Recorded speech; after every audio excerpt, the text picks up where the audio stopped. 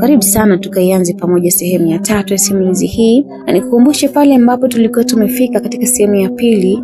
Ilikuwa ni wakati ambapo Bosco alikuwa akijiuliza yale maneno ambayo mama yake alikuwa amemwambia yanayomhusu mpenzi wake, akiwa pia na hofu sana na ni vipi basi mama yake alikuwa amepata kufahamu mambo mengi sana. Ni wakati ule pia Bosco alikuwa akifanywa mauzauza na mwanamke ambaye hakuwa anamfahamu, mwanamke ambaye alikuwa mbele yake, na katika hali ya kustaajabu bila kutaraji, Bosco alipofungua macho yake alimtazama na kukutana macho kwa macho pamoja na mama yake mzazi, na mazingira ambayo mama yake alikuwa nayo ni mazingira ambayo kidogo yalikuwa yamemfanya Bosco akastaajabu sana. Rasmi katika sehemu ya 3 tujue sasa Bosco nini atafanya. Ataweza kukaa mbali na mpenzi wake, lakini kwa nini mama yake basi amemwendea kwa taswira ambayo amemwendea nayo wakati huu? Karibu sana katika sehemu ya 3 na kusimulia simulizi hii. Jina langu naitwa Tutu. Bosco sasa alikuwa anatazamana ana kwa ana na mama yake mzazi, lakini katika hali isiyokuwa ya kawaida. Bosco alikuwa hawezi kuongea wala kufanya kitu kingine chochote zaidi ya kukaa tu. Alipokaa kitako na mama yake pia alisogea karibu na Bosco na kukaa. Hivyo walikaa pamoja. Kisha mama akaanza kuzungumza. Mwanangu, nimeona ni bora nikukinge japo najua nitafanya kosa. Najua mwanangu ni kosa, kwani Tunu akisikia basi hapana shaka nitateketea kwa mateso sana. Mwanangu, mimi sitaki kabisa kuona kile ambacho kinaendelea kule Tunu. Hivyo nakwambia mama yako, nipo katika mbinu za kukukinga na kumpiga Matuni. Sitaki achukue Tunu yetu. Sioni kama atakuwa sahihi yule mtoto, kwa maana kwa sasa hana mtu wa kumtoa kafara kabisa. Aliongea mama Bosco huku akiminya mikono yake ambayo ilikuwa na alama ya unga ambao alikuja nao na kumpaka Bosco. Alinyanyuka na akanyanyua uso wake na kumfikia mwanae, na kisha akaendelea. Mwanangu, huyu Matuni huyo ndo Tumaini. Ndiyo mwanangu. Sasa kwa akili yangu hii ndogo najua kabisa unaenda kuteketea mwanangu. Hakuna damu nyingine ambayo ipo karibu na Tumaini zaidi yako. Utakufa mapema sana mwanangu. Ni mimi mama yako nikashindwa kukusaidia baadaye. Ndio maana nataka kufanya haya mambo sasa hivi mwanangu. Mwanangu, usishangae mama yako nimevaa vazi ambalo katu hujawahi kuliona. Ni kweli kabisa. Mimi mama yako ni mchawi. Tena ni mchawi mzuri tu kama alivyo Bisembe mwanangu. Leo nakutetea lakini nafanya makosa. Nafanya kosa kubwa kabisa mwanangu, kwa maana muda wako ulikuwa ni bado kabisa. Lakini hata mama yangu alikufa kifo cha mateso na alifanya jambo kama hili, na hapana shaka nimekubali madhara, lakini nateketea kwa ajili ya damu yangu. Mimi nataka kukutetea wewe mwanangu. Mama Bosco aliendelea kuongea huku akiwa anasikia aibu, lakini pia alikuwa akishindwa kuzungumza baadhi ya maneno. Alikuwa akiona aibu, na kwa sababu alikuwa akionyesha mabega wazi mbele ya mtoto wake, lakini hakuacha kuongea. Bado aliendelea kuzungumza na mwanae. Kila mara nilikuwa namwangalia mabaya Tumaini na ulikuwa huelewi kwa nini, si ndivyo mwanangu? Ila sasa nadhani utakuwa umejua sababu. Mimi na Bisembe tulikuwa ni wachawi, lakini Kato tukuwahi kuongea kwa jema hata siku moja. Nilikuwa namchukia sana bibi yule. Toka tu nipate taarifa kuwa mjukuu wake anaweza kaja kutuongoza kutokana na nyota yake kali ambazo alikuwa amezaliwa nayo, basi mimi sikuwa nampenda. Lakini kweli mwanangu, na uzee huu mimi niongozwe na mtoto, tena mtoto wa adui yangu? Hapana. Hata kama Matuni akiwa ni mkuu wetu, nitapigana naye kama nilivyopigana na bibi yake Bisembe. Yaani siwezi bwana. Alisita kidogo mama Bosco na kisha kaendelea. Bosco mwanangu, ni uchawi ambao mimi ninao, wala sijaanza muda mrefu. Ni kipindi tu nikiwa na mimba yako. Ilikuwa au nikupoteze wewe au nipoteze mama. Nikachagua kuwa mchawi ili nisiwapoteze wote wawili. Na chanzo ni mama yangu ambaye ndiye alikuwa ni mchawi, lakini mimi sikuwa na ubaya. Nikaungana tu na Tuni. Hivyo nilifanya hivyo mwanangu kwa ajili yenu, na nina miaka 18 tu toka niwe mchawi kamili. Lakini Katu hata baba yako hajui, ila nahisi kwamba atakuwa anahisi tu kwamba iko hivyo, lakini sijawahi kumwaminisha kamwe. Wewe tu ndo nakwambia leo. Na kuhusu baba yako, mimi ndiye mgomvi wa kila saa. Baba yako hakunipenda hata kidogo hapo mwanzo, na mimi ndo ambaye nililazimisha ndoa na kila kitu. Hata baada ya kupata wewe mwanangu, baba yako alinikimbia kabisa yani. Lakini namshukuru mama yangu. Mama yangu alinipa dawa ya kumrudisha baba yako, na ni kweli baba yako akarudi. Lakini alirudi bila kukubaliana kiimani, na toka hapo aliporudi mpaka leo hii tunaishi kwa kugombana tu, kwa sababu mimi sikuwa chaguo lake. Na muda mwingine ni kama tunapendana, lakini hapana, ila huwa inatokea kuna muda ni kama tunapendana, lakini mimi na baba yako hatuna ukaribu wala hatukoi kwa na mapenzi. Unajua mwanangu, hii ndio siri ambayo nilipanga nikupe.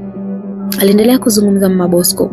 Akamwambia mwanae pia, uweka moyoni na katu usitoe siri ambayo nimekupa. Sawa mwanangu? Haya, sasa ulale. Sitajali jicho ambalo utanitazama asubuhi ya kesho, ila kumbuka kuwa mimi ni mama yako na ninakupenda sana mwanangu. Nafanya kila kitu kwa ajili yako, ndio maana niko hivi mbele yako. Mama Bosco alimaliza kuzungumza kwa staili hiyo na kisha akamwaga mwanae ambaye alimlaza tena kama ambavyo alikuwa amemkuta mwanzo. Mama Bosco alisimama na kuanza kuzunguka kitanda hicho kutafuta kona ambayo alifikia mwanzoni. Naam, alifika katika kona hiyo, alijikunyata kama mtu ambaye anahisi baridi na kutoweka eneo hilo. Mama Bosco alitoweka katika chumba cha Bosco. Tumaini mara baada ya kuanguka na kuzimia katika mlango alitokea katika tuni. Sehemu sahihi ya kujifunza na kuishi matendo ya uchawi kilikuwa ni chama haswa, chama ambacho kilitawala dunia yao. Bado Tumaini alikuwa mikononi mwa yule mzee ambaye alikabidhiwa katika kuhakikisha Tumaini anatawazwa na kuwekwa sawa ili aongoze tuni. Aliaminika sana Tumaini. Binti, leo ni siku ya kwanza maandalizi kuelekea utawala wa tuni. Alikuwa ni yule mzee akitingisha usinga kwenye mwili wa Tumaini ambaye alikuwa amelazwa chini sasa. Aliendelea tena kusema, binti, zoezi linalofuata ni hatari sana. Kama nitakosea masharti, unaweza kuwa mtu mzuri sana katika tuni au kuwa mtu mbaya sana katika tuni kama ambavyo alikuwa bibi yako Matuni. Bibi yako alinichekesha sana alipoletwa huko. Alikuja na bikra yake na kuondoka na bikra yake. Na hiyo ndo sababu ya kufanya kuwa mtu mbaya sana katika tuni. Hatimaye alitusaliti na kutuzidi nguvu. Lakini ndo hivyo tena, tunashukuru sasa ametuzawadia kijana wake. Sitaki kufanya tena makosa ambayo nilifanya kwa bibi yako. Tuni haitaki mtu bikra. Karibu Matuni. Alimaliza mzee yule ambaye alijitambulisha kwa jina la Babu, na hilo ndilo jina ambalo alikuwa akiitwa hata na wenzake. Tumaini alikuwa bado amelala chini na wala hakusikia kile ambacho yule Babu alikuwa anaongea. Babu alikuwa anaongea na mawazo yake, na sasa aliacha kutikisa usinga wake na kubonyabonya mwili wa Tumaini sehemu za kiuno. Mikono yake ilikuwa mbali sana na sehemu ambayo mwanamke yeyote yule hapendi kushika sehemu hiyo, hasa kwa sehemu zenye watu wengi, kwa maana anaweza kutia aibu. Alikuwa sehemu ya kupandisha na kushusha malolo ya mtu, na ilikuwa ni karibu kabisa na nyonga ya Tumaini. Kisha mzee yule alijikuta akicheka na akasema, binti, inaonyesha bado hujaguswa kabisa. Babu aliendelea kuongea peke yake baada ya kuona Tumaini anaanza kuhangaika kama kukataa kushika sehemu ambayo tayari alikuwa ameshashikwa. Bado alikuwa kwenye usingizi Tumaini, lakini hakuwa anataka kile kinachoendelea kuendelea. Babu yule ambaye kwa miaka yote 90 na ushe alitumikia katika kipengele hicho cha kutawazwa watu kutoka katika dunia na kuwakaribisha katika tuni. Hii ndio ilikuwa kazi yake. Yeye ndiye alikuwa mtu kumfanya mtu atunukiwe tuzo ya kuwa mchawi maarufu dunia nzima. Yaani yeye ndiye alikuwa kazi yake hiyo kubwa ambayo ilikuwa imemweka hapo.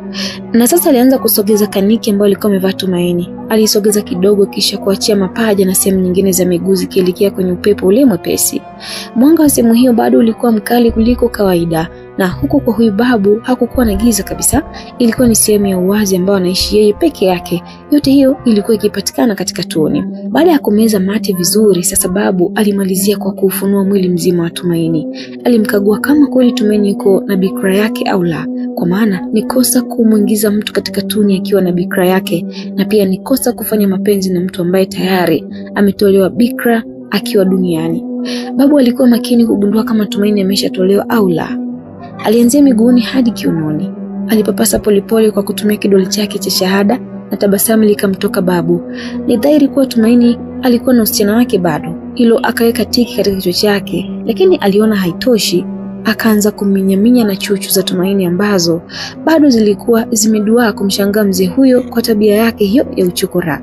Zilimkodolea macho kumtazama bila aibu, na sasa zilikuwa ngumu kama jiwe la Daudi kwa Goliati. Aliminyaminya polepole huku bado akiendelea kutabasamu, na hivyo akaona bado haitoshi, aliendelea kuhakikisha. Na sasa alihamia katika sehemu za Tumaini, na kwa alikuta hali ile. Vyombo vya Tumaini viliendelea kunyauka kwa upepo, na mwanga ule ukamfanya Babu kuamini kuwa ugumu huo unatokana na kujitunza kwa Tumaini. Lakini alijidanganya jamani. Alijidanganya mwenyewe. Sasa akacheka kwa nguvu na kuinuka juu, akaiondoa kaniki yake kiunoni, akaikunjua hapo na kuhakikisha kuwa haitamsumbua katika matambiko yake. Tayari taratibu akashuka chini na kushika mshipa wake uingie sehemu anayotaka. Kwa mara ya kwanza ilishindikana kutokana na ugumu ambao ulikuwa unaambaa katika Tumaini. Lakini akajaribu tena kwa mara ya pili ikashindikana kutokana na kusinyako wake. Uzee nao ulikuwa chanzo, lakini ujuzi hauzeeki. Akajaribu na kushinikiza kwa mara ya tatu, na sasa chombo kikazama ndani. Tena kiliingia bila uoga, ikampa raha babu yule, akajichekea moyoni. Kadri alivyokuwa anaendelea kufaidi penzi la Tumaini, ndipo akili yake ya tamaa ilipoanza kumtoka. Alikuwa anajiuliza kwa nini Tumaini hana msisimko wowote ule licha ya kuwa ni bikra, hakuna maji wala damu zinazotoka, na hapo akagutuka akiwa bado anaendelea kufaidi radha ya mwisho ya kuhakikisha hilo. Na sasa babu alishtuka na kuchomoka pale chini. Akanyanyuka na kurudisha maiki yake sawa na kaniki yake kavaa vizuri kabisa, na moja kwa moja jicho katika Tumaini. Akakutana na hali ya mfanyaji wa mapenzi ambaye alikuwa ni mzoefu. Tumaini hakuwa bikra kama ambavyo yeye alidhani. Hili ni kosa ambalo katu halina msamaha, aliongea babu yule akiwa na hofu kubwa sana moyoni mwake. Matuni, aliita babu yule, lakini kimya kilitawala. Bado Matuni alikuwa vile vile. Akamfunika na kaniki yake, na kisha babu yule alikimbilia katika pango lake. Muda wa sekunde tu tayari babu yule alikuwa na vifaa vyake vya kichawi. Alitoa tena ule unga ambao alimwagia Tumaini pindi alipoletwa hapo. Akamwagia na kuangalia kama Tumaini atashtuka, lakini wapi. Alianza kuhangaika babu yule. Mara alikuwa achukue hiki, mara achukue kile. Alifika hatua hata kutaka jambo lile lionekane kama ni ndoto tu. Alishajua Tumaini ana nguvu za asili kutoka kwa bibi yake, na yeye sasa alifanya kosa la kumuongezea nguvu bila kujua. Bado alikuwa anahangaika tu yule babu. Matuni, aliendelea kuita babu, lakini bado Tumaini ilikuwa iko vile vile, hakuitika wala hakushtuka. Yule babu sasa akaelekea tena kwenye pango lake. Alikaa kwa dakika takriban 5 na kutoka nje. Alitoka na maji na kifaa kama kinu hivi. Alichukua majani ambayo alikuja nayo kwenye mzigo wake wa kwanza, akamimina kiganjani mwake kwa kutetemeka sana na kuhakikisha amepondeka hadi kutoka rangi ya ukijani. Akaweka katika kinu. Akachukua tena ule unga wa mwanzo na kumimina wote katika kinu. Akachukua maji katika chupa na kumimina kidogo katika kinu. Kwa kuona usumbufu wa kutafuta kifaa cha kukorogea, akaamua kukoroga kwa kutumia mkono wake. Alichanganya mikono kwa hofu kubwa sana. Babu alikuwa anatetemeka mno. Alitetemeka sana wakati anafanya zoezi hili. Baada ya kuona imekamilika, akaonja kidogo na kusikilizia uchachu wake. Hakusubiri ajibiwe na ulimi wake kama ni chachu au ni chungu. Tayari alielekea hadi miguuni mwa Tumaini. Akampaka dawa hiyo katika miguu yake, na alianzia mguu wa kushoto. Alimaliza akahamia mguu wa kulia, lakini bado Tumaini hakutikisika. Babu yule alinyanyuka na kuelekea sehemu ya kichwa, na sasa akazitimua nywele za Tumaini na kuacha sehemu kidogo katikati ya kichwa. Akayabinya majani kutoka katika kinu na kuyamimina katika kichwa. Akayakamua kama dakika 2 huku akiangalia kama Tumaini ameshtuka, lakini hapana. Tumaini bado alikuwa amelala. Akaamua sasa kumuinua na kumkalisha kitako. Akamimina maji yaliyobaki katika kinu akaweka katika kopo. Akapanua mdomo wa Tumaini na kumimina dawa ile, na ghafla babu yule alitoka na macho hadi mwisho. Alipomwona Tumaini amefungua macho yake hadi ya mwisho, alizinduka Tumaini kwa namna hiyo na kumwacha babu yule akiwa kinywa wazi. Mtetemeko aliohisi mwanzo sasa ulipanda maradufu. Alikuwa anaogopa sana babu yule. Hakuwa na nguvu ya kumwendesha Tumaini hata kidogo. Hakuchukua muda, babu yule tayari alisharushwa mbali sana na Tumaini. Tumaini alipiga kunga la nguvu ambalo lilimzoazoa babu yule mbali na sehemu ile, na sasa akaamka Tumaini. Aliamka bila kushinikizwa na mtu. Alikuwa kama roboti wa kike hivi aliyetelekezwa na mwendeshaji, na sasa alikuwa anajiendesha yeye mwenyewe. Alisimama kwa macho yake makubwa na yenye rangi nyekundu. Tumaini aliangaza huku na huko bila kuona kitu chochote. Misuli ya mikono na miguu ilikuwa inapanuka na kuachia. Alikuwa kama anavimba hivi. Alikuwa anaumuka baadhi ya sehemu za mwili wake. Aligugumia sana kama simba aliyenyakuliwa kitoto chake. Akapotea hapo alipo Tumaini, na sijui aliwezaje kufanya hivyo, lakini Tumaini alipotea moja kwa moja sehemu hiyo. Bado ilikuwa ni usiku. Malindi ikiwa imetulia kwa watu wema kujilalia, huku watu wabaya walishaitana kukusanyika katika tuni. Mama Bosco baada ya kutoka kuongea na mtoto wake, sasa alikuwa mbele ya kikao cha dharura, mkutano ambao ulikuwa na wanawake karibu 18. Mbele ya wanawake hao walikuwa yule mama mwenye mapembe. Haya, tuambie kile ambacho umetutia hapa, alisema yule mama mwenye mapembe baada ya mwanachama wake Mama Bosco kuitisha kikao cha dharura. Mkuu Mwanampembe, kuna kitu hakiko sawa moyoni mwangu. nimehisi kitu kiko vizuri. Alikuwa ni Mama Bosco ambaye aliongea na kisha kimya kifupi kikapita kusubiri yeye kuruhusiwa kuongea tena. Alipoona kimya, akaendelea. Mkuu Mwanamapembe, tunajua hicho kiti ulichokalia ni kwa muda tu, na hii ni baada ya mkuu wetu wa mwanzo kuumizwa vibaya sana na Bisembe. Bila shaka tunajua kuwa Bisembe kabla hakujampeleka katika mateka, alishaapa kuto kurudi tena na kutupa mjukuu wake Matuni. Alishaapa Mama Bosco na alianzia mbali sana kuongelea kile ambacho alikuwa anataka kuongea. Na sasa akaendelea. Bila shaka moyo wangu unaniambia kuwa Bisembe bado anaishi katika mji huu wa Kishumu. Bila shaka maasimu wetu wamemchukua kutokana na kitendo chake cha kuonyesha ujasiri wa kutusaliti, japo mwanzo alikuwa amekuja kukiri kosa. Nia yangu kuita mkuu ni kuwa kama Bisembe yupo Kishumu, basi tutarajia siku moja tutapata madhara makubwa sana. Tulifanya kosa kubwa sana kumtoa katika Tuni, aliongea Mama Bosco, na hapo alikatishwa na Mwanapembe.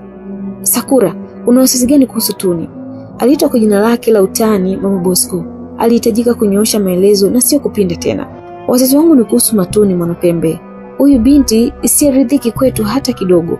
Moyo wangu huuoni vema kabisa wema wake, yani katu tusimkabidhi asipate Tuni. Tutaumia, kwani kijana mdogo. Na hakumaliza kuzungumza Mama Bosco alikatishwa. Sakura, hili ni agano alishapitishwa toka enzi za mama yangu Bindako. Mimi mwanae nipo kwa muda tu kuhakikisha alichokisema kiongozi wetu kinatimia. Matuni amevuka ujasiri wote wa kuitwa kiongozi. Ni mtu mwenye nguvu kuliko sisi wote hapa, na sasa yupo katika hatua za mwisho za kuhitimisha safari yake. Licha ya kuwa kweli mama yangu ametenguliwa na Bisembe, lakini tulishamsamehe Bisembe. Kama ameenda Kishumu, basi kato tuwezi kurudi tena. Na kuhusu mama yangu, yeye alikuwa dhaifu sana hadi kujaribiwa na Bisembe. Kwa sasa tunataka kiongozi mwenye roho ngumu kama Matuni, roho ya hatari, roho ya kusambaratisha kila atakayefanya kosa. Unabudi Sakura, hakuna chaguo, alimaliza Mwanamapembe. Lakini Mwanama hakutoa neno ambalo linalomiliki tayari upepo mkali ulitapakaa maeneo yale. Hakumaliza kuzungumza chotaka kusema, ni wazi kwamba maneno yake hayakukamilika. Mwanga hafifu ambao ulikuwa unamulika mwanzo ulizima ghafla. Taharuki katanda katika kila aliyokuwepo pale. Kulikuwa na giza zito ambalo hawakulizoea. Zilipita sekunde 20 na mwanga mkali ule ukarejea. Wote waliziba macho kwa kuhofia kupofoka. Bado upepo ulikuwa mkali sana maeneo yale, kila mtu alijawa na hofu. Wakafumbua macho yao kuona kile ambacho kinaendelea. Na kisha wote walijikuta wakizungumza. Matuni. Kwa pamoja walizungumza hivyo na kutaja jina la kichawi la Tumaini. Ni kweli, Tumaini alikuwa amefika mahali hapo. Wote walijua na hofu kubwa baada ya mshangao wa ujio wake. Upepo ule sasa ukatulia na kuacha, na mwanga ule mkali uliendelea kumulika sehemu ile. Karibu Matuni. Hakika umekamilika sasa. Mwanamapembe alimkaribisha Tumaini na kumpisha sehemu ile ambayo yeye alikaa, na bila kujua kuwa Tumaini yule mwenye nguvu ameongezeka nguvu nyingine, na yule babu kwa bahati mbaya ametoroka. Na Tumaini kwa sasa hakamatiki tena. Hakulifahamu hilo mama yule. Tumaini kwa mwendo wa ghadhabu alijikokota na kusimama aliposimama mwanzo yule Mwanapembe. Alipofika tu, Mwanamapembe aliinama na salamu ya heshima kwa kiongozi, na wote wakafanya hivyo. Kisha Tumaini alicheka, kicheko kikubwa sana ambacho kilichangaza watu wote waliokuwa pale. Macho yake bado yalikuwa mekundu kama mtu mwenye hasira za kupitiliza. Na sasa Tumaini akasema, Matuni, ni mimi Matuni, kiongozi wa Tuni, mjukuu wa Bisembe. Kwa sasa Tuni itarudi katika heshima yake, adabu itafuata mkondo, alizungumza Tumaini huku akicheka cheko kubwa sana. Aliendelea kuongea kwa kucheka, na sasa macho yake mekundu iligota kama Mama Bosco. Mama Bosco aliona aibu na hofu ikamjaa mpaka kusogea nyuma bila kupenda. Tuni akamwambia, mwanao sasa anajua kama wewe ni mchawi, si ndio? Ilikuwa ni swali kutoka kwa Tumaini kwenda kwa Mama Bosco. Mama Bosco alishikwa na aibu hadi alishindwa kuitikia. Alishavunja sharti la Tuni, na tayari Matuni alikuwa ameshajua. Alijua hilo mapema tu alipokuwa amefika mahali pale. Watu wote walishangaa sana. Mama Bosco amewezaje kutoboa siri kwa kijana wake ambaye hakuwa mchawi, lakini yeye akaamua kumpasha mambo ya kichawi? Waliganda kwa hasira na kumtazama Sakura. Umevunja sheria ya Tuni sasa. Kwa kutanguliza ukaribisho wangu sasa na kupa kilema Mama Bosco. Utadumu kilema hadi kifo chako. Hii ni fundisho kwa wewe na wengine.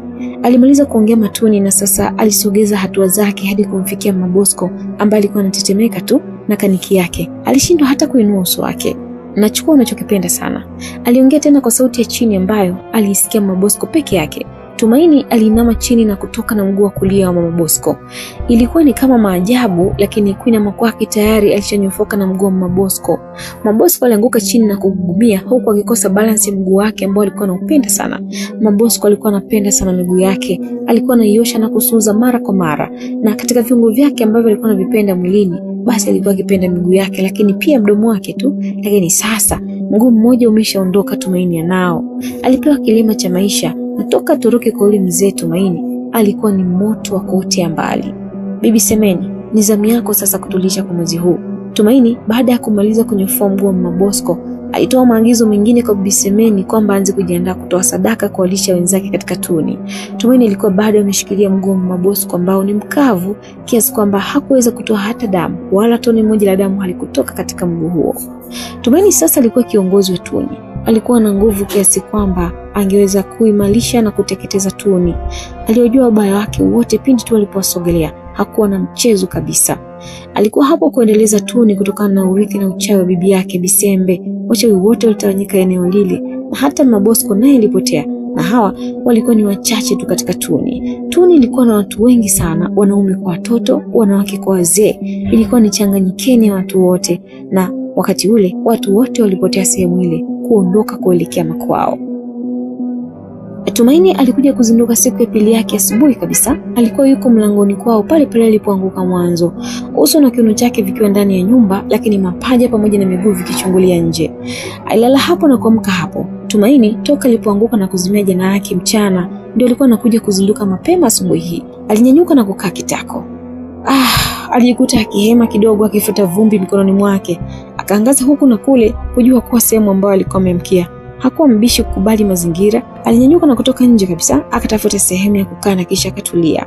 Hali ya sasa Tumaini ilikuwa impi shida hata kidogo. Alishajijua kuwa yeye alikuwa ni nani na yuko Malindi kufanya nini. Alishajijua kuwa yeye ni mchawi kabisa, tena ni mchawi mkubwa kuliko hata kawaida. Alianza tu kutabasamu na kujikuta akijivunia hilo. "Wapi wewe Bisembe, nikupe zawadi yako?" aliongea Tumaini mwenyewe kwa kutabasamu. Ni dhahiri kuwa aliipenda sana kazi hiyo ya kishirikina. Alikuwa tayari kupambana kidete kuitetea tuni, na sasa aliamua kukomaa kabisa katika kazi hiyo. "Oh, tu mamie, eti leo naitwa Matuni." Kweli ujafa hujaumbika.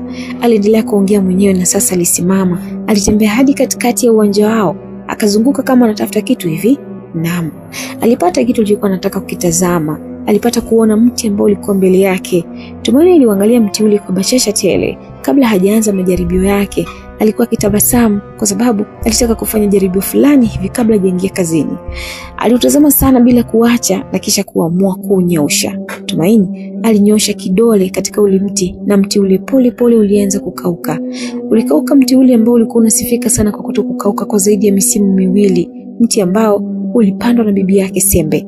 Kwa dakika takriban moja tu mti ulinyauka. Ukijani wote ulitoka na kuwa rangi ya kahawia.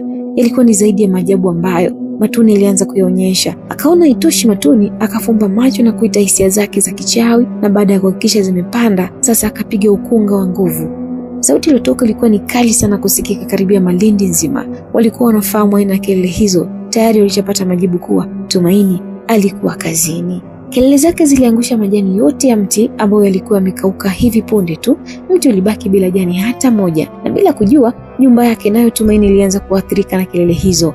Ilikuwa inatikisika mno kama inaanza kuikita mizizi hivi, hadi Tumaini anaacha kupiga kelele hizo.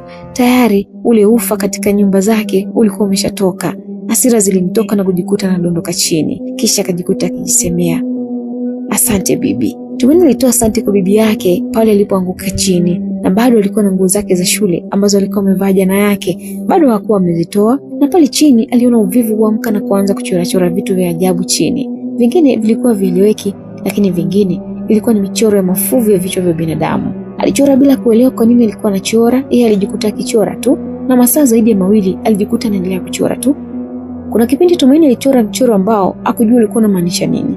Aliochora watu watatu. Mmoja alikuwa wa kiume, wa pili alikuwa wa kike, na watatu alikuwa ni mtoto. Alikuwa ni mtoto wa kike. Alichora picha hiyo na kusimama kuiangalia. Aliitazama sana bila kujua kwa nini amechora. Tena kwa kutumia mkaa tu alichora picha ambazo zilikuwa zikionekana vyema sana. Akaja kugundua kuwa maandishi ambayo yalikuwa chini ya picha hiyo yalikuwa yameandikwa pia. Akasimama vizuri na kusoma alichokuwa amekiandika yeye mwenyewe kwa mikono yake. Palisomeka, Kishumu. Alisoma Tumaini maneno hayo na bado picha na maneno yale alikuwa akivitazama kwa pamoja, havikuwa vinaingia akilini kwake. Alikuwa akitazama tu na kufurahia vile ambavyo alikuwa amechora, lakini hakuwa anaelewa kwa nini amechora vile na nini Kisumu ilikuwa inamaanisha. Tuma, sauti ya Bosco ilisikika nyuma yake, ilimtoa katika wazo lile la kuanza kutafuta Tumaini. Alikuwa ni Bosco akimuita Tumaini. Alikuwa nyuma yake na alimtoa katika mawazo yake ambayo alikuwa nayo, akaanza kuvuta picha ile kwa kutumia miguu yake ili Bosco asione. Bosco ambaye kwa sasa alikuwa anaanza kumwogopa Tumaini, alisogea kidogo na kumjulia hali mpenzi wake. Umetoka shule na hujanipigia. Hiyo ilikuwa ni jana. Na leo sijakuona shule na umevaa nguo zako za shule. Hii maana yake nini? Aliongea Bosco licha ya kuonekana pia alikuwa amekasirika, lakini hakuacha kumtazama mpenzi wake huyo. No Bosco bwana, nataka hadithi ya so please usijali. Aliongea Tumaini kwa sauti na kumkaribisha Bosco. Okay, utajua wewe ni nini unafanya. Mimi sikuja kufuatilia, ila mahusiano yetu yanakaribia kufika ukingoni, aliongea Bosco. Unasemaje wewe? Tumaini alishtushwa na kauli ya Bosco na kushindwa kujizuia. Macho yake aliona yakianza kubadilika na kuwa mekundu tena. Ni wazi kwamba alichokisikia hakukipenda. Nimesema hivi, endelea kuwa msiri tu Tuma. Unanificha vitu vingi sana, nimechoka sasa. Haya, umevaa uniform na shule hujaenda. What next? Bosco alicheruka. Alichanganya maneno aliyoambiwa na mama yake na pia matukio kadhaa ambayo ameshayachanganya na Tumaini, akijikuta anachoka kabisa. Bosco, Tumaini aliita, lakini Bosco alikuwa busy kufungua mkoba wake, akatoa makaratasi.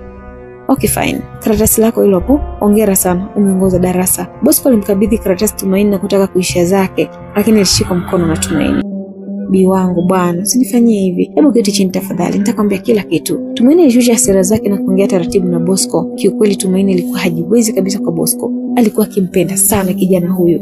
Tuma, kuna mambo mazito sana ambayo yanasumbua kichwa changu. Kama si upendo huu wa dhati ambao ninao juu yako, nisingekuwa naleta miguu yangu hapa kwako. Sikuelewi kabisa Tuma, aliongea Bosco kwa kulalamika. Tumaini alitabasamu na kumshika mkono, akamsogeza karibu na ukuta na kukaa naye chini. Bosco, bila shaka umeshadanganywa na mama yako, sio? Alianzia hapo Tumaini na kumwacha Bosco kinywa wazi. Bosco aliwaza Tumaini mijuaji kama ameongopea na mama yake, lakini alitulia na kwa makini kumsikiliza. Na hata mawazo yako ndo bado yanakudanganya zaidi Bosco. Mimi bado ni wako, aliongea Tumaini. Uso wake ulionyesha bashasha na tabasamu kila muda alipokuwa akimtazama Bosco. Kwa unajidanganya sio? Jana nakumbuka ulienda kwa mwalimu. Toka hapo sija kuona tena. Sasa hivi umevalia hizi nguo, umechafuka kupita maelezo na shule sija kuona. Nipe majibu hapo sasa basi. Nipe majibu nielewe, alizungumza Bosco.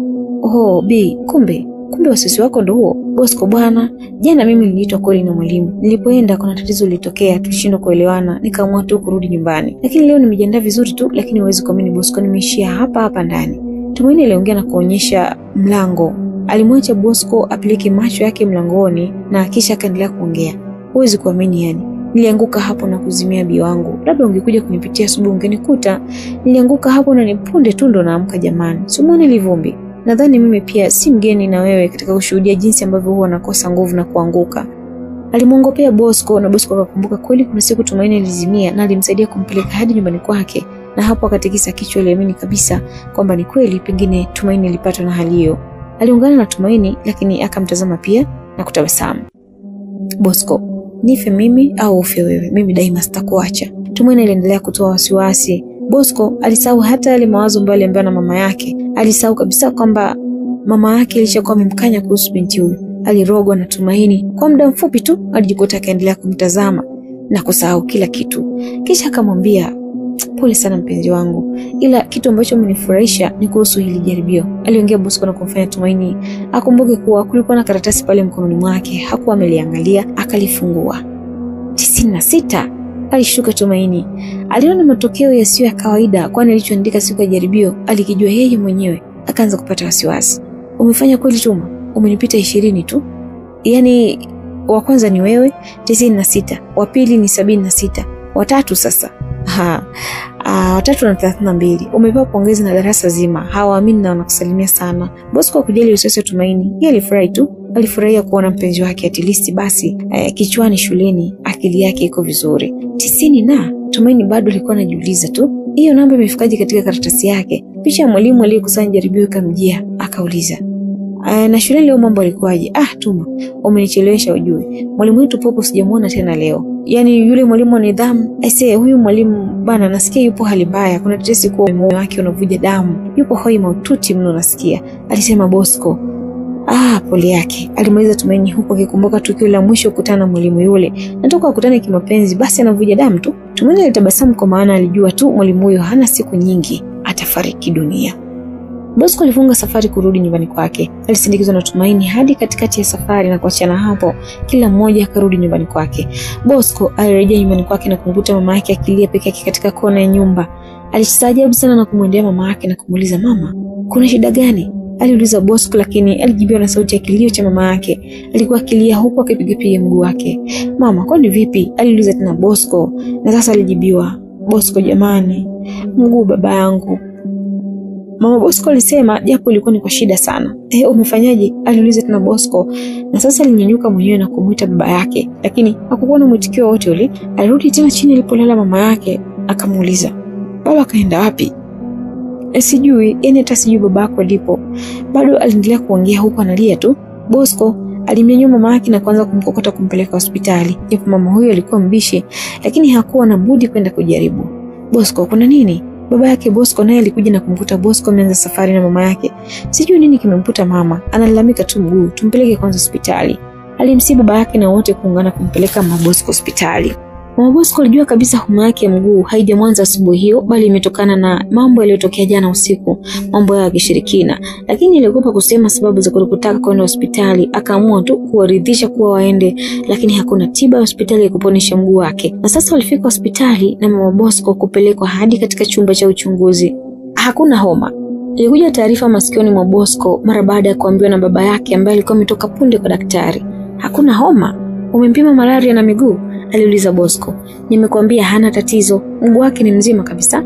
"Wala hana tatizo, lakini yeye bado analia na kulalamika kwa mguu wake bado unamuuma. Wamejitahidi sana wataalamu lakini hakuna kitu."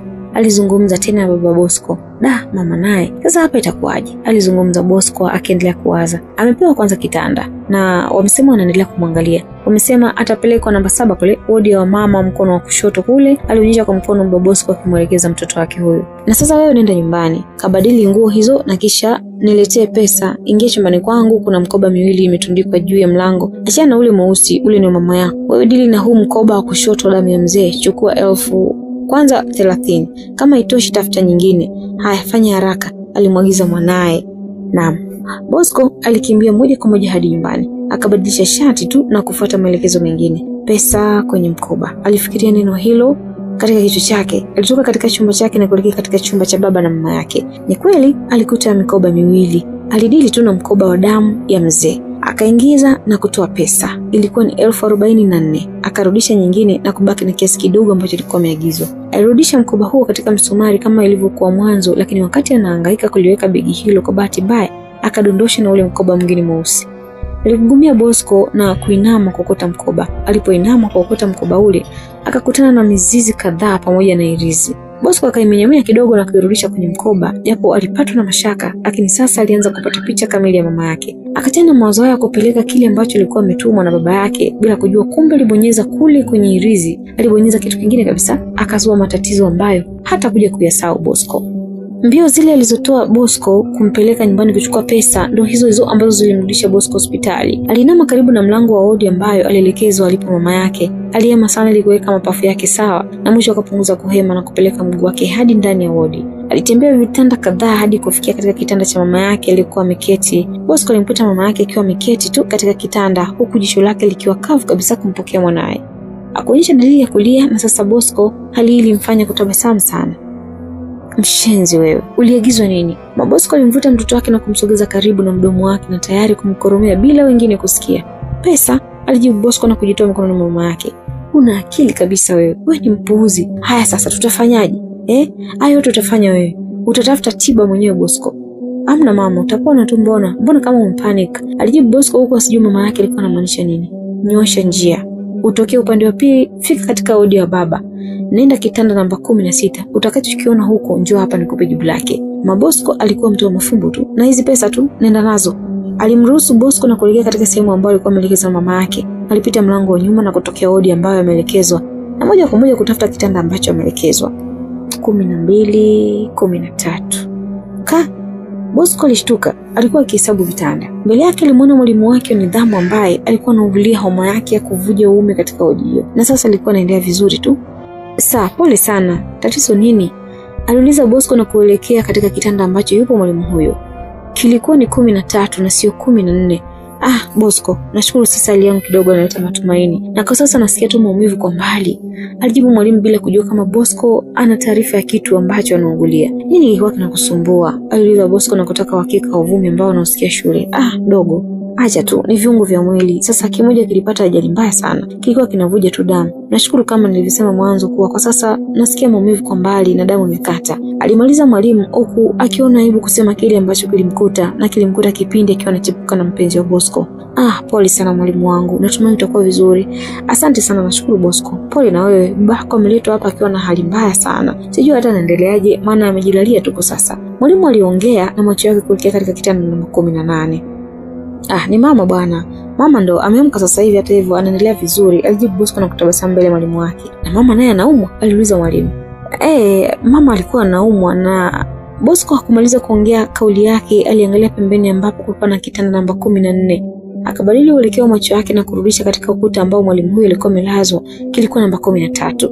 Haraka akarudisha tena katika kitanda namba 14. Haya, muone baba sasa. Ila kama amelala, usimwamshe, mwache apumzike ila muangalie kwanza. Mwalimu aliongea na Bosco, lakini Bosco yeye hakuwa tena na mwalimu. Macho na akili yake yote ilikuwa sambamba na mwili ambao ulikuwa umekunja mfano katika kitanda namba 14. Alisema 14, 13 au 18. Alijiuliza Bosco na hakusubiri kujijibu mwenyewe. Tayari alimega hatua haraka hadi ulipo mwili ule ambao ulikuwa umezunguka kitanda. Alitaka kwenda sehemu ambayo mama yake alikuwa amemwelekeza hivi punde. Baba, alishtuka Bosco. Mikono yake yote ilikuwa kichwani. Hakujua ni saa ngapi baba yake ameumwa na saa ngapi amewekwa pale. Baba, nini shida sasa na wewe?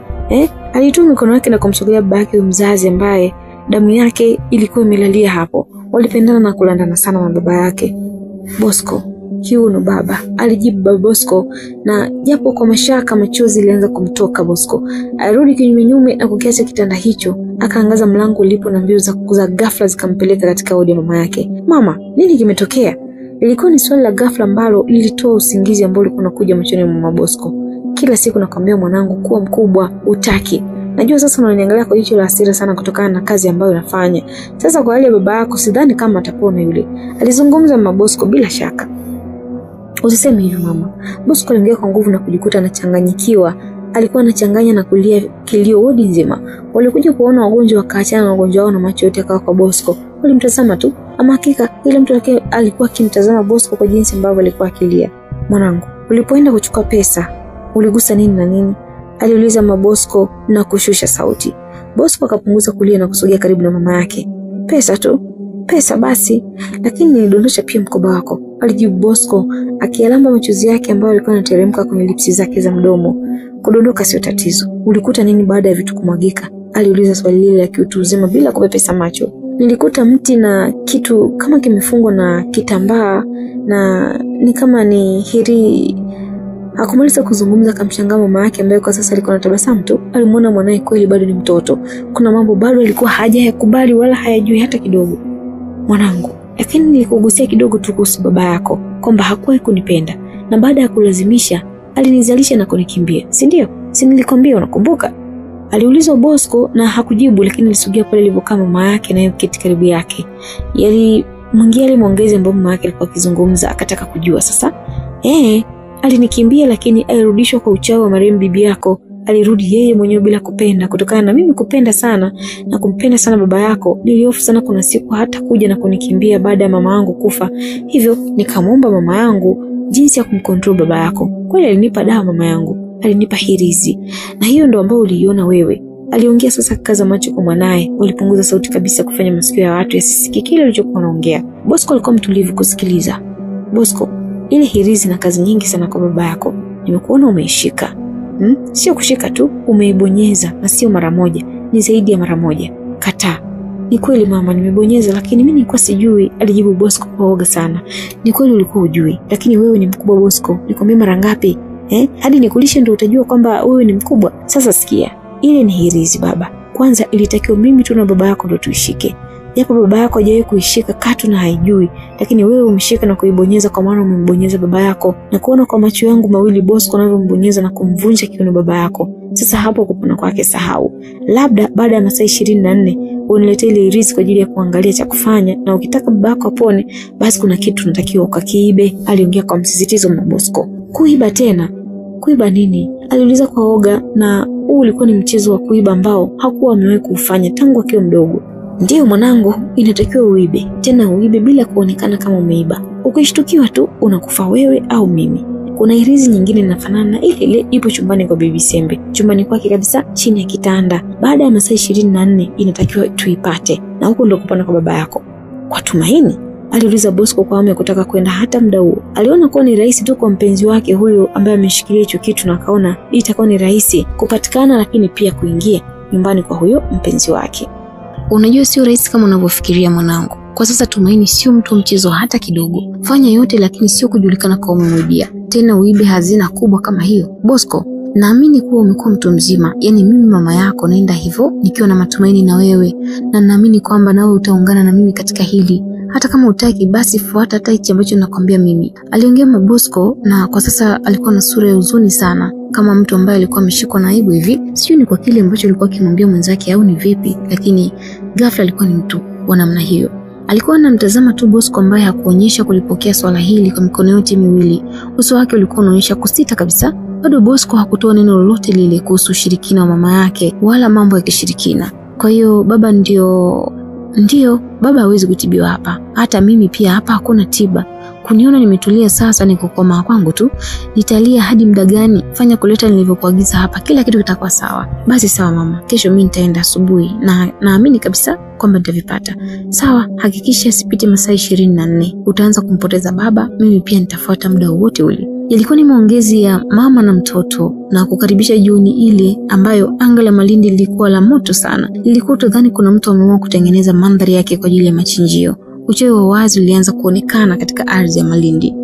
Tumaini baada ya kuachana na Bosco sasa aliendelea kuweka nyumba yake katika muonekano mpya. Aliapa kubadilika yeye na kila kitu ambacho amechona bibi yake. Sasa aliingia ndani na kuanza kuweka vitu sawa. Moja kwa moja hadi chumbani kwa bibi yake alienda. Kuanzia leo nahamia hapa rasmi. Mimi ndiye Matuni, mimi ndiye Bisembe. Bibi. Alizungumza Tumaini na kisha alicheka kidogo na kuanza kupanga baadhi ya vitu ambavyo vilikuwa vimeachwa kwa muda mrefu sana. Alisogeza kitanda cha kamba hicho alichokuwa akilalia bibi yake, akakutana na baadhi ya vitu chakavu ikiwemo kani kimoja nyeusi na kitambaa ambacho kilikuwa kimefungwa. Akafungua kitambaa hicho na kukutana na vifaa ambavyo bibi yake alikuwa akivitumia kumwaga siku ya mwisho kabla hajapotea. Leo alikuwa akikumbuka kila kitu Tumaini ambacho bibi alikifanya siku hiyo. Alichukua baadhi ya dawa na kuanza kujipaka bila kuwa na mpangilio. Ukali wa dawa zile alizozijaribu ulianza kuleta madhara. Na sasa Tumaini alikuwa kijikuna mwili mzima. Alikuwa anawashwa kabisa. Alitumia dakika kuzoea hali hiyo mpaka kakaa sawa. Alikuwa mgumu wa roho kabisa. Na sasa Tumaini akaendelea. Akajifikiza kidogo kwa baadhi ya vitu ambavyo alivikuta. Hii ilikuwa ni baada ya kukutana na kama kibatari ambacho kiliambatana na kiberiti kando yake. Tumaini aliwasha na kujifukiza. Aliona raha aina yake kwani alihisi muonekano mpya unaanza kumwandama. Alivaa na ile kaniki ambayo ilikuwa ina vumbi sana, lakini hakujali. Alitinga hivyo vyote Tumaini. Akasogea kando kidogo na tundu la mwanga ambao lilikuwa linamulika ndani humo bila aibu yoyote. Akajiona sasa alijihisi amependeza kuliko kawaida. Akajizungusha mtoto watu hadi alipotosheka. Akarudi tena kwenye nguo moja kwa moja. Akakutana na hirizi kubwa sasa. Akaanza kuishikashika Tumaini. Alizunguka nayo chumba kizima na asijui jinsi ya kuitumia. Alivaa shingoni ya kutosha, ilikuwa ni kubwa sana, ilimning'iniza nusu imuue. Akavua na kuvaa kiunoni, nayo ikawa ni nzito kiasi cha kufanya uzito mwili mzima. Akajiongeza na kuivaa mabegani. Hapo ikaning'inia vizuri. Ilipita katika makwapa yake na kumitisha rangi yake nyekundu.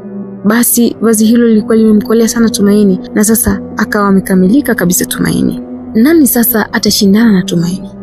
Alijaribu kupaa, akaweza. Akajaribu kutambaa, akaweza.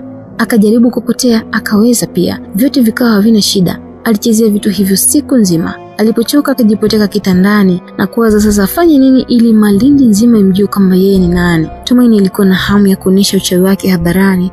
Na katika mawazo yake hapo kitandani ikaja taswira ya bibi yake akiwa anampigia makofi na kisha akamwambia, Umependeza sana mjukuu wangu. Hakika nilikuandaa kabla. Lakini mwanangu, nataka nikwambie vitu viwili tu basi. Mwanangu, una nguvu sana wewe. Nina hakika kwamba kwa sasa utakuwa na maadui wengi sana. Jambo la kwanza ni kuwa mwanangu, mimi bibi yako, mama yako, pamoja na baba yako na mdogo wako tupo hai. Tupo hai Tumaini. Tunateseka sana. Itafute Kishumu mwanangu uje kutuokoa, japo ni hatari sana. Lakini pili ni kuhusu nguvu zako. Uko vizuri sana mwanangu, una nguvu sana. Hakuna ambaye anakugusa kwa sasa, ila hakuna kizuri kisichokuwa na kasoro. Mwanangu, kuna udhaifu upo, tena mkubwa tu. Mwanangu, tuna kipengele, wewe ni dhaifu sana. Tumaini alikuwa macho kumshangaa bibi yake ambaye licha kuonekana kwake kuwa angavu, lakini sauti yake ilizama vilivyo masikioni mwa Tumaini. Alikuwa anashangaa tu. Mwanangu, udhaifu wako wewe ni mwanaume, tena sio kila mwanaume, ila ni mwanaume. Nina maana mmoja tu mwanangu. Bosco ndo udhaifu wako.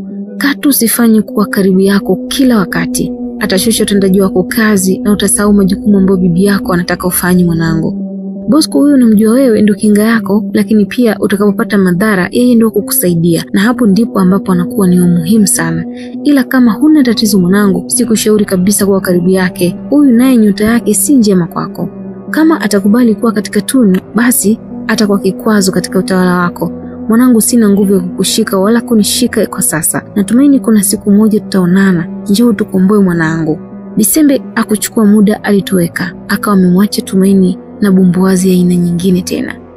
Bibi alita Tumaini, lakini alikuwa ameshachelewa. Alishaondoka Bisembe akatoweka mazima sehemu ile, na Katu hakuonekana. Alimwacha Tumaini akiwa mdomo wazi kitandani akitafakari maneno yale. Bibi, kwa Bosco hapana. Nashindwa kujizuia. Nampenda. Hapana bibi, hilo sitoweza. Tafadhali bibi. Bosco hapana. Alilalama Tumaini akijiumauma mwenyewe, akanyanyuka kwa haraka kubadili nguo zake kutoka nje. Mguu wake ukamuongoza hadi nyumba moja iliyojificha kwenye miti mingi sana. Akaweka kituo hapo na kuangaza kama atakutana na sura ambayo alipanga kuitafuta, lakini hakuona kitu. Akaisogelea nyumba hiyo na kuanza kuita bila mafanikio. Bindaku aliendelea kuita huku macho yake yakiangaza huku na huko kuona nani atatokea, lakini kimya kiliendelea kutanda bila yoyote kuonekana. Alizipiga hatua hadi katika mlango nyumba hiyo. Alibisha hodi kwa kugonga mlango, lakini mlango ulijifungua wenyewe, ulikuwa umeegeshwa tu. Matuni aliitwa Tumaini na sauti ya kikongwe ambaye tayari alishamshika begi lake la kushoto. Aligeuka kwa wasiwasi na kumtazama mtu huyo. Naam, alikuwa ni Bindaku mwenyewe. Alikuwa ni kikongwe sana. Alishaota kila aina ya mvi na alibakiza agano la kifo tu. Uzee ulishamtafuna tayari kila mahali. Bibi aliita Tumaini baada ya kukutana na mtu ambaye anamfahamu kupita bibi yake Bisembe, kwani wao walikuwa ni marafiki wakubwa sana. Bibi huyo alikuwa anatembea na fimbo. Alimvuta ndani Tumaini hadi nyuma ya nyumba na kumketisha kitako, kisha akamwambia, Matuni, mbona bila taarifa umekuja kunichukua mwanangu? Aliuliza bibi huyo, na swali hili lilimwacha hoi Tumaini. Hakujua nini bibi huyo alikuwa anamaanisha. Hapana bwana, niliambiwa nikiwa na tatizo basi wewe ndio mtu wangu wa kwanza kumweleza. Bibi, nina mashaka na cheo changu, labda nimepokea kwa makosa. Bibi yule alicheka kisha akamwambia, usirudie tena kusema hivyo. Usirudie kusema hivyo tena Matuni. Alimkataza katukatu asirudie kauli hili, lakini ghafla akamshika tena bega Tumaini, na kisha Tumaini alishtuka sana kupita maelezo, na kisha bibi yule alianza kuzungumza. Umeua Matuni. Umemuua mume wangu Matuni. Bibi yako amenitengua mimi na kunifanya nisiweze kabisa kuongoza Tuni. Wewe umeniulia mume wangu. Lo, umeua Matuni. Bibi naye akalianzisha lake la kutoa shutuma kwa Matuni kuwa alikuwa ameua. Tumaini alikuwa hakuna anachoelewa. Alisi bibi huyo ameanza kumsumbua na sasa alikuwa ameanza kupoteza kumbukumbu kwa sababu pia ya uzee. Tumaini, umemuua babu yako? Nilimwacha kule kwenye Tuni. Yeye ndiye alikuwa kinga ya mimi kuendelea kuishi. Sasa kama amekufa jamani. Bindaku aliendelea kulalamika na alianza kuteremsha machozi. Alilia bila kutoka na sauti. Alikuwa na uso kama wa mbuzi hivi bibi huyu. Bibi, mbona mimi sielewi? Nimeua wapi? Aliuliza tena Tumaini. Uwezi kukumbuka hata kidogo. Babu huyu ndiye amekuongezea wewe nguvu ulizonazo hapa. Umekuwa kama marehemu mama yangu. Kwa sasa unaweza hata kujigeuza kuwa nyoka au kutaonekana kabisa, lakini umemuua mume wangu. Bibi aliendelea kumkumbusha Tumaini ambaye alikuwa hakumbuki chochote kile. Alisema picha tu Tumaini. Haya, mimi nilikuja hapa kwa kujua jambo moja tu, mambo ya kuwa mimi sifahamu. Nimekuja na yangu. Alianza sasa kuchachamaa Tumaini baada ya kusikia kuwa sasa yuko na nguvu za ajabu na kuanza kusikia lawama ambazo hakuwa anataka kusikia. Mjukuu wangu, hakuna shaka. Unataka kujua jinsi ya kuongoza Tuni, si ndio? Mwanangu si yuko huko, mfuate yeye. Mwanapembe yule nimemwachia kila kitu, mimi hakuna kitu naweza. Babu angekuwa hai basi angekupa nguvu ya kudadavua mambo kuhusu Tuni, lakini kwa sasa mimi siwezi Tumaini. Alijitetea bibi huyo na kumwacha Tumaini akiwa hana cha kuzungumza. Tumaini alinyosha pumzi yake bila kupinda, akamwangalia bibi huyo ambaye macho yake yalionyesha ni mwongo kabisa. Akatabasamu Tumaini baada ya kugundua hilo, lakini pia akasimama. Akamwambia, bibi sasa sikia, huna haja kunificha mimi kile ambacho unacho, ila ukiniona tena na mguu wangu hapa basi ujue nakuja kuchukua kile ambacho kinanifaa. Najua kuna vifaa unavificha ndani kwako na hakuna ambaye anavijua, na kuhakikishia kuwa navyo vitakuwa katika hema yangu. Tumaini aliongea kisimama, ulikuwa ni mguu wa kwaheri na sasa uligeuka kuwa washari. Alitoweka zake Tumaini. Huyu babu amechanganya mafaili kabisa. Matuni akamatiki. Sasa ngoja kwanza, atasema tu, hakika atasimama na ataniambia. Bindaku akuonyesha kukubaliana na hali hili na hatimaye alisimama kidete katika kuhakikisha kuwa Tumaini anaendelea kuwa mdogo tu na sio kuwapelekesha. Ni kweli wakati amemwona Tumaini alishtuka na kujua kuwa nguvu zake zilikuwa ni nguvu kubwa mno. Bindaku alikuwa ni mkuu katika Tuni. Aliongoza kwa kitambo hadi kutabiri kuwa mtu atakayemrithi ni Matuni kutoka kwa huyo Bisembe. Kabla hajatenguliwa nguvu na Bisembe, Bindaku alikuwa mshauri na rafiki mkubwa sana wa Bisembe. Walikuwa na utani ambao uliwafanya wawili hawa kupoteza nguvu zao nyingi sana za kichawi. Mwanzo walikuwa wakamatiki, lakini mambo yao yalifanya mpaka wakapoteza nguvu. Usiku ulipoingia siku ile, Tumaini hakutaka kulala hivi. Moja kwa moja alianza kuvaa mavazi ya vita kusubiri muda ambao watu wote wanaanza kulala. Alivaa ile mavazi ambayo alivaa mchana wakati wa majaribio. Hakuchukua muda tayari alishapendeza Tumaini. Na sasa alikamilika na kupaka ule unga mweupe usoni. Alikuwa kama Bisembe mtoto. Walifanana kwa roho zao ngumu, yeye pamoja na bibi yake. Tumaini alipoona kuwa muda wa kazi umewadia, alipotea ndani humo na kutokea nje kabisa hospitali. Alienda hadi hospitali Tumaini na hakuwa na mchezo hata kidogo katika kazi yake. Alizungusha macho yake kulia na kushoto na kuchoma hadi ndani ya hospitali. Tumaini alitabasamu alipomwona mpenzi wake amelala sehemu ya kusubiri wagonjwa hospitali hile. Alikuwa analalamika na kufukuza mbu tu Bosco. Tumaini alimwona Bosco, lakini Bosco alikuwa hawezi kumwona Tumaini. Hivyo kwa watu wengine ambao walikuwa hapo, mpaka muda ule alishindwa kabisa kuona kama kuna mgeni mwenye sura ya ajabu ametinga katika maeneo hayo. Alimwacha Bosco na kutabasamu na kuendelea kusonga ndani kabisa ofisi zile. Hakuwa mgeni hata kidogo. Tumaini alipita hadi kitanda ambacho yupo Mama Bosco. Alifika hapo na kukaa kitako. Wao walikuwa wanaonana. Mama Bosco alianza kwa kuzungumza. Heshima yako mkuu. Ilikuwa ni heshima ya uongo kabisa ambayo alimsalimu kiongozi wake. Salamu ambayo ilishia hewani tu, haikuitikiwa na Tumaini. Alikuwa anatabasamu tu. Alimkumbuka kuwa mama huyo yupo hospitali kwa sababu ya kuugulia maumivu ya mguu. Tumaini alicheka baada ya kukumbuka kuwa mguu huo wa mama mkwe wake ameuchukua yeye na ameshaula nyama tayari siku nyingi sana. Mama yangu Mzachema, ulifanya makosa ya kupatha kuadhibiwa. Na macho yako yanaonyesha hakuna wema hata kidogo. Hautaki hata nikusogelee. Lakini unajua wewe ni mama yangu aliongea Tumaini na kusimama pale alipomwona Mama Bosco ambaye alikuwa akipindisha kabisa mdomo wake kuonyesha kuwa dhahiri hajapenda kabisa ujio wa Tumaini hospitali ile. Mama, hata ukinichukia huu sio ujio wako, Nina njaa sana mama yangu. Kuna nyama iko wodi ya wanaume, kitanda namba 14. Naenda huko mara moja kisha nitakupitia kukuaga. Aliongea Tumaini akimaanisha kweli. Aliusogelea ule mlango na kutoka hadi nje na kumwangalia tena Mama Bosco ambaye kwa sasa alikuwa anahangaika kusimama pale alipo, lakini alishindwa. Mguu alianza kumuuma tena kupita maelezo. Sauti nayo ilikuwa haitoki kabisa. Alimshuhudia Tumaini akiwa anacheka sana. Na atafanya nini sasa Mama Bosco na uwezo hana? Alitulia tu na mahangaiko yake. Tumaini alipotelea wodi ya wanaume. Na sasa kulikuwa na vitanda viwili ambavyo vilikuwa vinamtazama. Kimoja kilikuwa ni cha baba mkwe wake na kimoja cha mwalimu wake. Macho Tumaini yakawa makavu ghafla. Ilianza kubadilika rangi na kuwa mwekundu. Tumaini alipandwa na hasira huku akijiuliza anze na nani. Pumbavu. Alitoka na tusi kubwa huku akiangaza huku na huku kuona kama kitu hicho ambacho anaweza kukitumia kumwadhibu mtu yule ambaye yuko mbele yake atakipata. Kwa kutumia macho yake Tumaini alinyanyua bomba ambalo linatumika kuunganisha vitanda pindi ambapo vinakuwa havina wagonjwa. Aliinua macho juu hadi kufikia mgongoni mwake. Si Baba Bosco wala mwalimu wake ambaye alikuwa anamuona Tumaini. Wote walikuwa wamelala mapema sana. Bila kupoteza muda, Tumaini alichukua bomba hilo mkononi mwake na kusogea ulipo mwili wa mwalimu wake bila kuangalia lika wala nidhamu ambayo ilimfanya mwalimu huyo akabidhiwa kitengo cha nidhamu. Leo ilikuwa nidhamu yake kuadhibiwa. Bomba liliingia vyema mwilini mwake. Alipigwa na bomba hilo bila hata kutikisika. Hakuridhika Tumaini. Alitumia bomba hilo kumchakaza mwalimu wake mwili mzima. Na bila shaka Tumaini aliuzika sana kwa kitendo ambacho mwalimu wake alitaka kukifanya. Hakuacha. Aliendelea kumpiga na bomba kila mahali mpaka alipotosheka. Mwalimu yule alikuwa bado amejikumbata vile vile, akuonyesha kama mtu ambaye yupo katika mateso makubwa ya adhabu. Licha ya kipigo hicho, bado alikuwa ametulia tu. Aliendelea kupigwa kila sehemu na Tumaini. Tumaini alikuwa na hasira sana. Alimkomesha sana mwalimu huyo, na alipoona inatosha akaacha. Sasa akahamia katika kitanda cha pili. Akajiuliza afanye nini. Lakini akakumbuka kuwa hakuwa na ubaya wowote ule wa kumwangamiza Baba Bosco.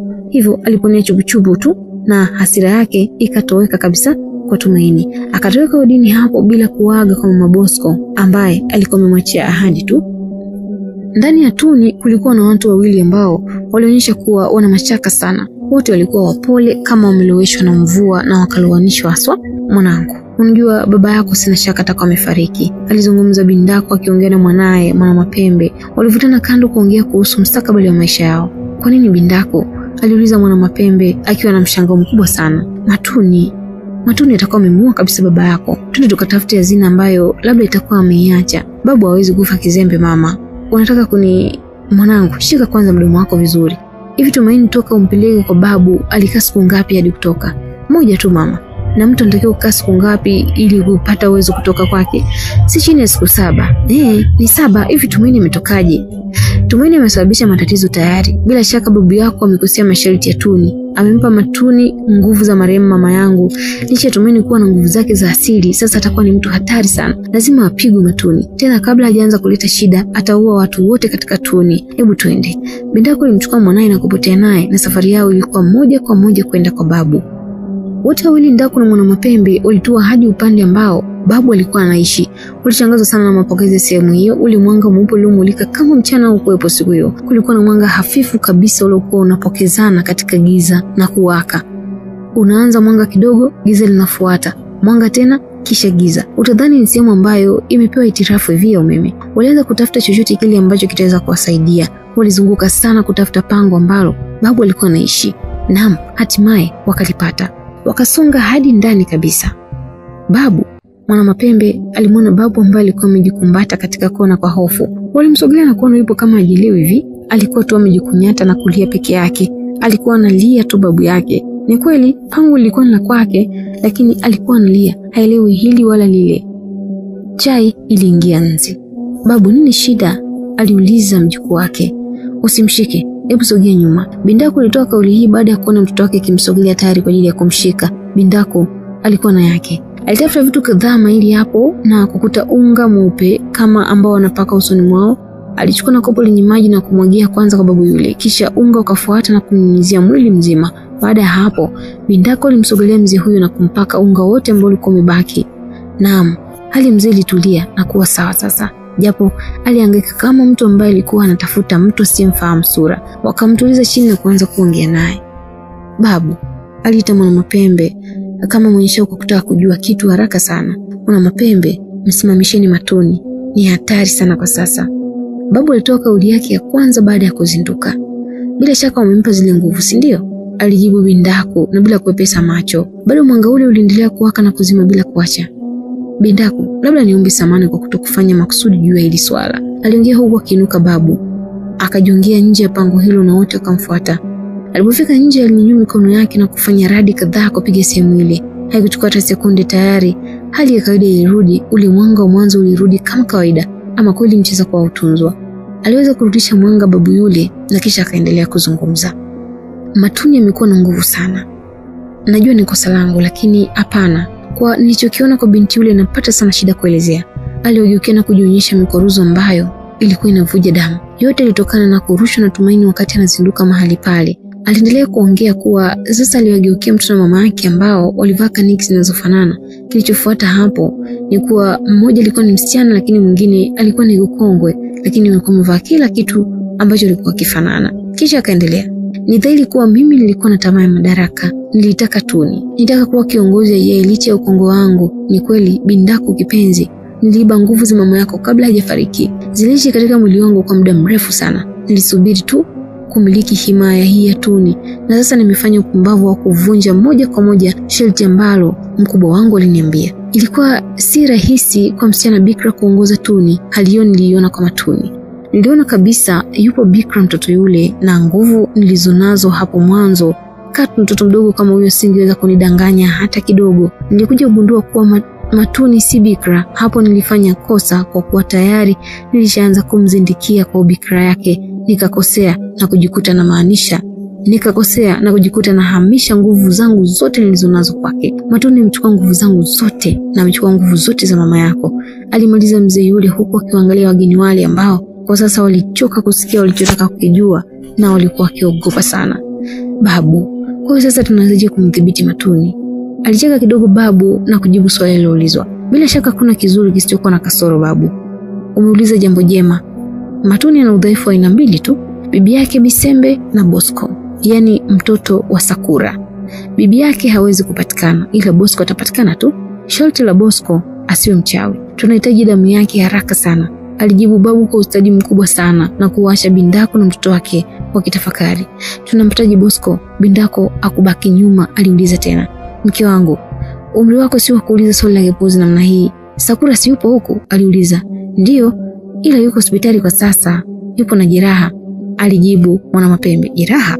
Babu na Bindako waliuliza kwa pamoja. Ndio, Matuni ilipotoka huku moja kwa moja alikuja katika tuni na kukuta tupo katika kikao cha viongozi wa chini. Akajua kwamba Sakura ametusaliti na kumfahamisha mtoto wake kuhusu tuni, angali hayupo pamoja na sisi. Matuni alimwadhibu Sakura pale pale, alimtoa mguu wake. Mguu?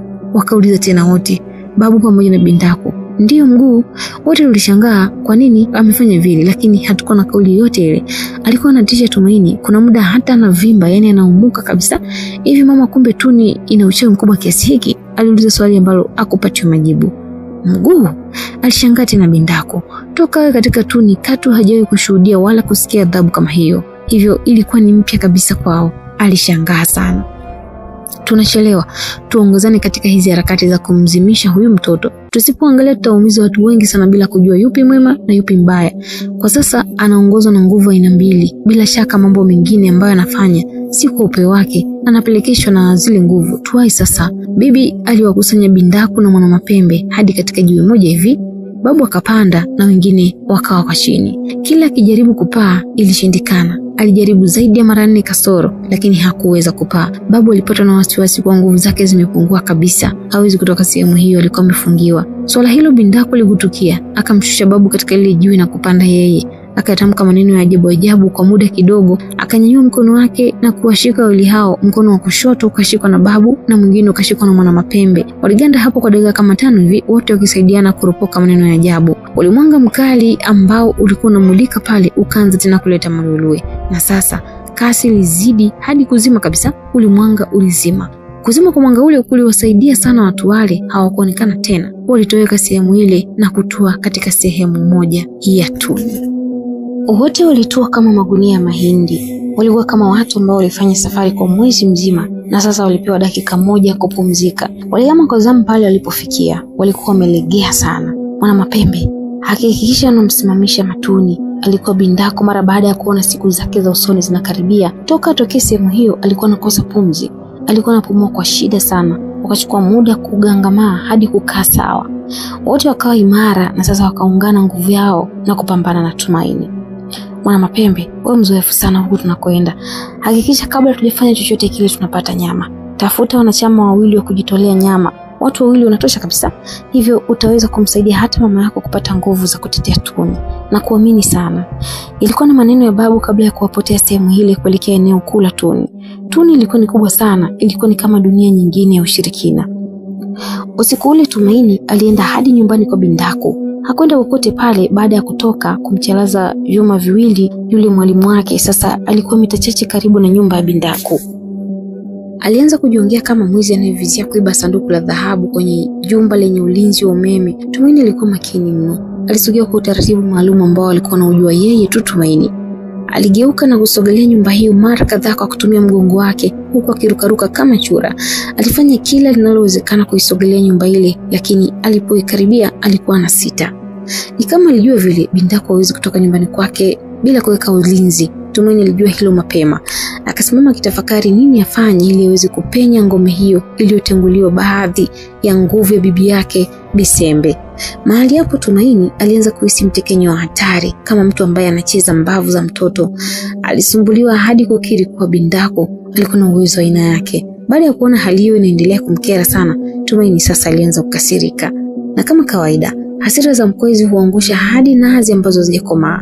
Tumaini alianza kujizungusha huku na huko kutafuta afueni ya ile hali, na macho alianza kuiva tena na kuwa mekundu. Hakuishia hapo tu, hali ile ya kuvimba mwili ilianza tena. Tumaini alikuwa anaumuka kama unga wenye hamira, alivimba mwili mzima. Alianza kutisha sasa Tumaini. Na ghafla ngozi yake ya mwili ikaanza kubadilika na kuanza kubanduka. Alianza kuonekana na muonekano mwingine kabisa ambao hata yeye hakuwahi kushuhudia. Tumaini alianza kuota magamba. Alianza kubadilika na kuwa nyoka Tumaini. Alichukua muda mfupi sana hadi kubadilika na kuwa nyoka mkubwa sana. Na sasa hakuwa Tumaini yule ambaye watu walimzoea. Hakuwa Matuni kama alivyojulikana na Tuni. Na sasa alikuwa ni joka kubwa kabisa. Akawa na nguvu za kwenda na kuingia popote pale bila kipingamizi. Alianza kuzunguka nyumba yote ya Bindako kama mara 5 hivi. Alikuwa anazunguka tu, lakini mwishowe akaingia ndani. Nyumba ya Bindako ilikuwa nyumba kabisa. Ukisimama nje unaweza sema ni kibanda ambacho kilijengwa enzi za kuumbwa kwa dunia, lakini la, ilikuwa ni nyumba ya kawaida wala si kibanda. Ilikuwa ni pango upande wa ndani, lakini giza lilitamalaki kila kona. Giza hilo alikuwa na kikosi chochote mbele lilijoka. Macho yake mekundu limuonyesha kila hatua na kila kona ya mle ndani. Alipishana na watu wengi sana ndani humo. Bindako walikuwa na wafuga kama wandondocha. Walikuwa wanacheza tu bila kuliona lile joka lililoingia. Hawakuwa na shida nalo. Aliendelea kutafuta kile ambacho alikuwa anakitaka pia kwa muda huo. Haikuwa rahisi nyoka huyo kufika katika kilingi ambacho Bindako anafanya mambo yake yote mle ndani. Sehemu hiyo ilipambwa na michoro ya ajabu sana. Kulikuwa na mapembe ya ng'ombe mengi sana.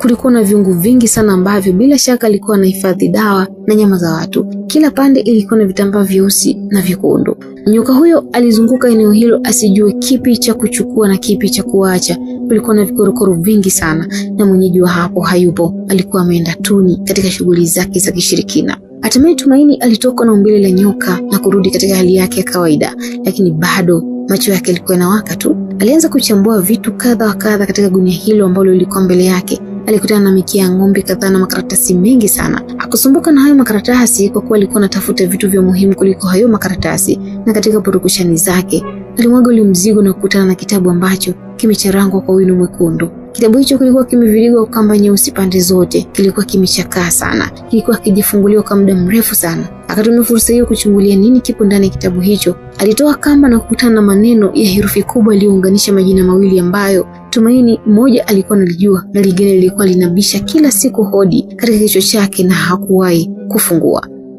Maneno hayo yalikuwa ni Kishumu na Tuni.